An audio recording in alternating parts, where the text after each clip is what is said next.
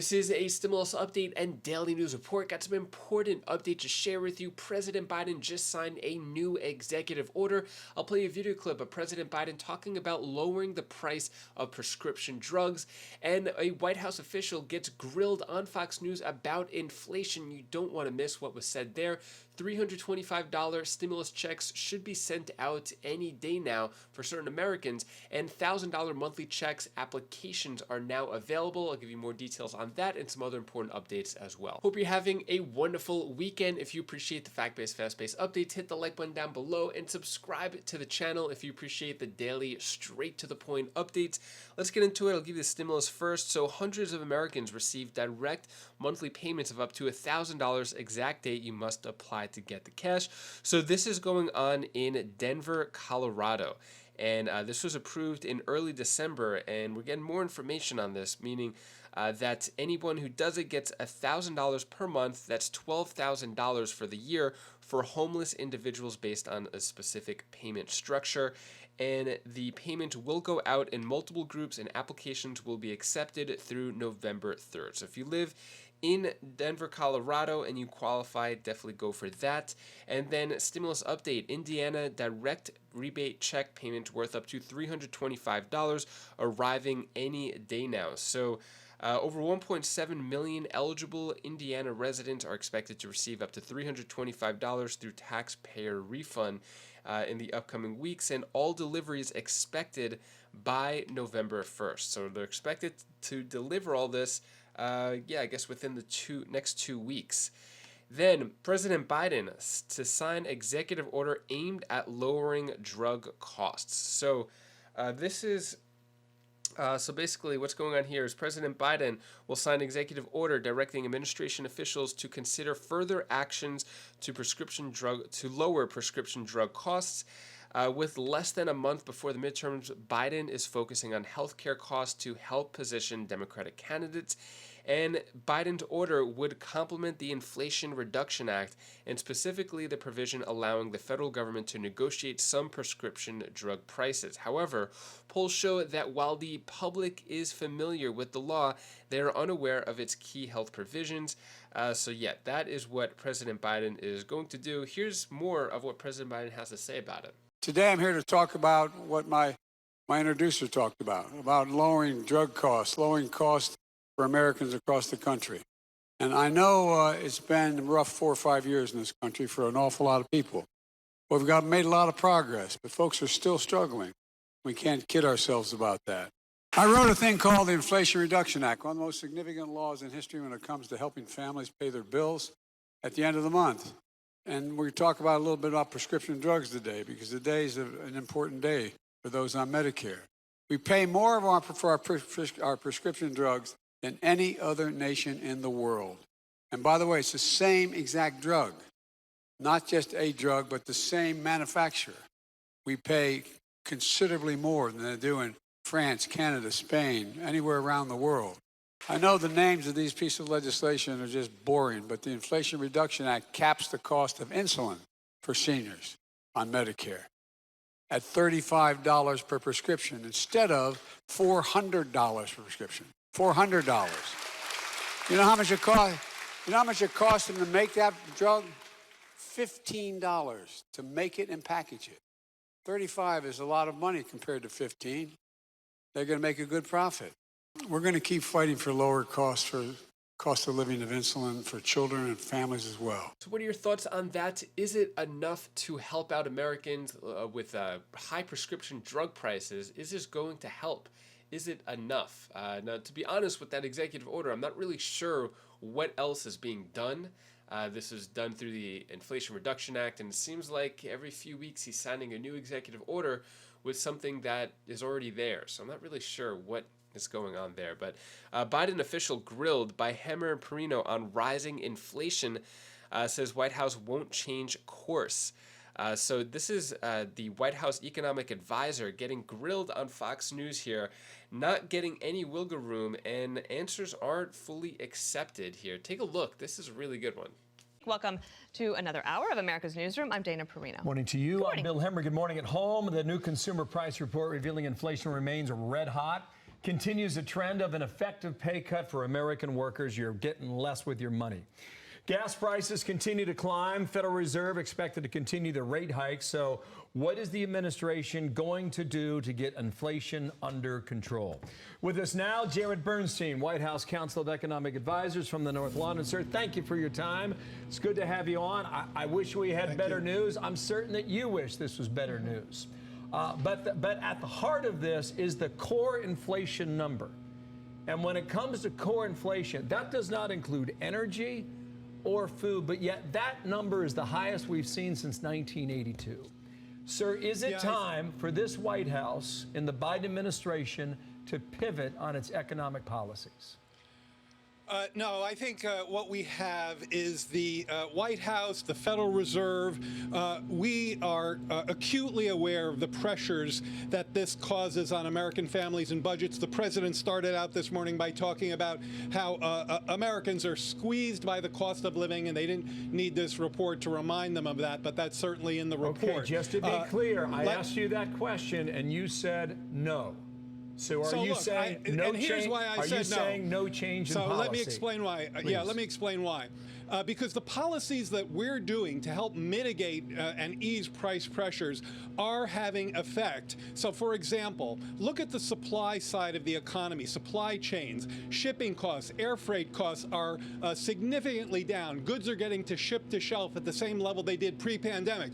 And now go into this report, the one that came out this morning, and look at goods inflation. It was flat if you take out energy. Now, you mentioned that energy prices went up in September. In fact, according to this month's CPI, energy prices fell 2% in September, and gas prices fell. To be clear, I stripped energy out of my question because I was just talking about core inflation. Continue. No, core inflation strips out energy and food, but when we're talking about squeezing family budgets, we really have to talk about energy and food. And it is the case that while gas prices did start to rise at the end of September, in today's report, they were down 5%. But look, nobody is denying your fundamental point, which is this is a real squeeze on family budgets. And I think the question is, are policymakers doing what they need to do? The president released oil from the Strategic Reserve. That contributed to almost 100-day of gas declines. I mentioned our work on the supply side, the Inflation Reduction Act, lowering medical care costs, lowering prescription drug costs, lowering the cost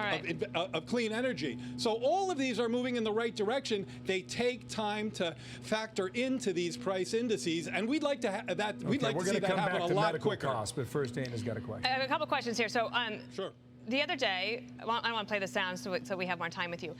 The president told Jake Tapper that if there's a recession, it will be a very slight recession. Did you or your office give him some data that backs that up? That's a fairly common view among market analysts. What the president said was that a recession is far from inevitable, and I think what he was referring to there is the strength of our job market. Look, you just don't have a recession when you have a 3.5% unemployment rate and you're adding hundreds of thousands of jobs per month. That's just completely inconsistent with recession. You heard Janet Yellen talking yesterday about strong household balance sheets, consumer spending remains solid. So I think the idea, you know, we've argued about this. I think you've argued that there's a recession out there. I think that's very hard to square with the facts on the ground, particularly regarding the job market. That doesn't mean prices are okay. Prices are elevated, and we have to do everything we can to ease those pressures. We interviewed a guy last week named Ray Mikesell. He owned a cafe called Cafe Raymond. He's in Pittsburgh. He can't stay afloat, and he's really upset. Just listen to this here. I've been in business almost 16 years now. To fight them anymore and try to stay open and hire people, it's been, you know, almost 3 years. I have a passion for what I do, but I don't want to do it this way no more. You know, it breaks his heart because he can't find workers. Everything is costing way too much. He's actually having to close, leave his community, and he's going to move to Montana. So when you talk to somebody real like that, not just you know, people in our bubbles in Manhattan or in D.C., what's your answer to him? It's what I started out with, Dana. Look, the question that I think folks need to be asking is, are the policymakers who are dealing with this global inflation problem — inflation is actually higher in Europe than it is here — dealing with this global inflation problem here in the U.S., are they doing what they need to do to ameliorate this problem? And what I would say to that gentleman is full speed ahead, 100% yes. It's what I told Bill earlier. So, for example, you run a restaurant, you want your goods, you want your deliveries to get to you without delay. Well, that's something that's actually occurring now, partially due to our work on the supply side of the economy. Supply chains are much less snarled. Goods are getting from ship to shelf, from port to restaurant more quickly. On the labor market side, we did see some promising developments relative to what the gentleman was saying. The last report on job vacancies had them coming down by 1 million. That's significant in terms of taking some of the excess heat out of the labor market, that gap between the workers that firms need and the labor supply. So I want to play you a clip. This is not from a politician. This is from a businessman, Jamie Dimon. You know him well. We have done a 180 on energy policy in America. He's got a real problem with that. Roll this clip. In my view, America should have been pumping more oil and gas, and it should have been supported. We have a longer-term problem now, which is the world is not producing enough oil and gas to reduce coal, make the transition, create security for people. Obviously, America needs to play a real leadership role. America is the swing producer, not Saudi Arabia. So, look, I mean, everybody's filling up their tank and they're wondering why repeatedly. And you mentioned medical costs, and I was emailing Edward Lawrence, you know him well, works at the White House. Medical care services in this report went up year over year, 6.5%. And the American Rescue Plan it was passed more than 1.5 years ago. And yet the price was still going through the roof. I mean, but whether it's energy or whether it's medical costs, people feel this in their lives. Yes, please, go. Totally agree with you. People feel these in their lives. It's an important point, Bill, one that we should never lose. And we don't. This is where President, these were kitchen table issues for him when he grew up. And so let's talk about both of those. When it comes to energy, it's still the case that the price of gas is down about $1.10 from its peak. Actually fell a penny today, by the way.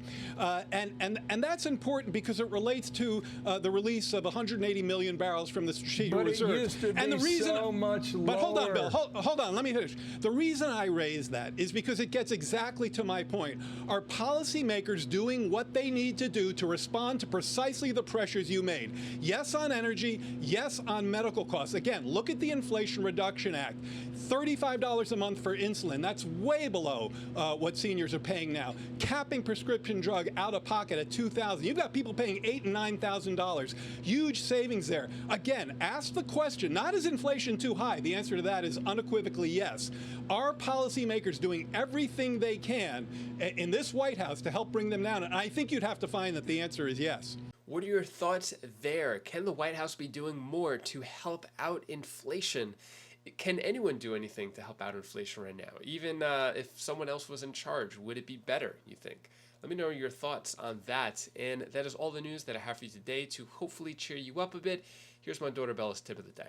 Hi, guys. Hi, guys. This is Belle. This is the tip of the day. I want to tell you something.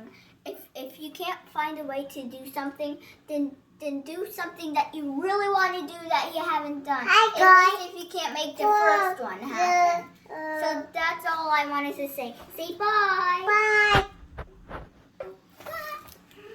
Thank you so much for watching. Appreciate your support. So last night we went to a luau here in Myrtle Beach. Once in a while we like to do all the tourist stuff, even though we live here, especially when the tourist season dies down, like now in October. So it was pretty cool. Went to a luau. They had the fire things. They were doing the hula dancing. And yeah, it was pretty cool. Really cool show. The kids loved it. Anyways, hopefully you have a great rest of your weekend. If you want to check out any of my other videos, my other channels, click right up here, and I'll see you in the next video. Take care, be safe. Thank you for watching.